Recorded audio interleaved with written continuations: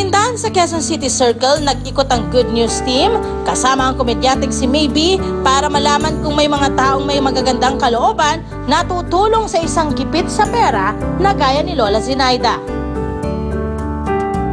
Matapos mapagbigyan at matanggihan ang iba't ibang tindahan, sinubukan naman naming lapitan itong bilihan ng mangga. 35 pesos ang bawat peraso, pero kung 10 lang ang pera ni nanay, sa kanya kaya'y may magbigay? Dos, isang balot, nanay. By Diyos ko, Lord. Katawan.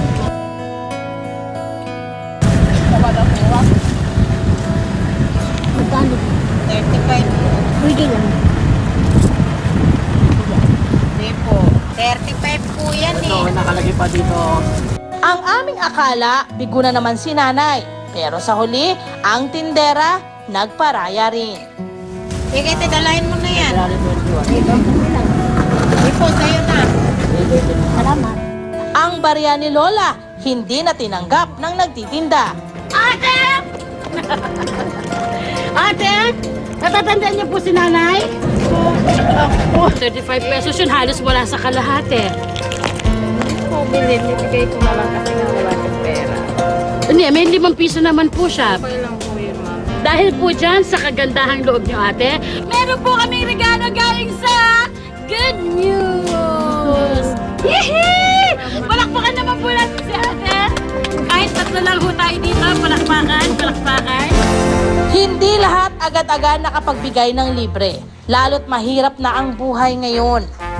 Ang street food vendor na ito, mukhang hindi rin pagbibigyan si Lola Zenaida. Pero sa huli, nanaig ang kabutihan. Para sa'yo. Palakpakan naman na may kasamang hiyawan! Meron pong handog na grocery package ang Good News.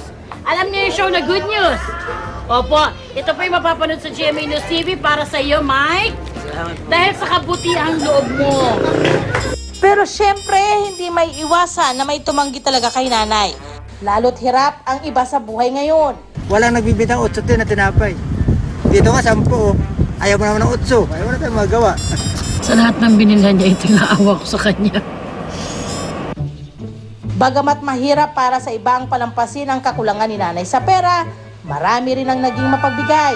Gaya na lang ng bantay sa fishball stall na ito na hindi na question pa si Lola. Ang 15 pisong paninda, binigay na ng libre. 5 piso lang yung pera ni nanay, pero pinagbigyan siyang bumili ng makabili ng squid balls. Dahil sa kabaitan ni Kuya, hindi na rin kami nagdalawang isip na ibigay ang aming sorpresa. Kuya! Ang bait mo naman! Dahil dyan, meron kang regalo galing sa Good News! Ito yung grocery items dahil nako, napakabuti mong tao!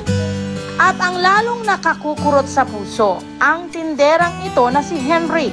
Halos 133 pesos kada araw lang ang kinikita.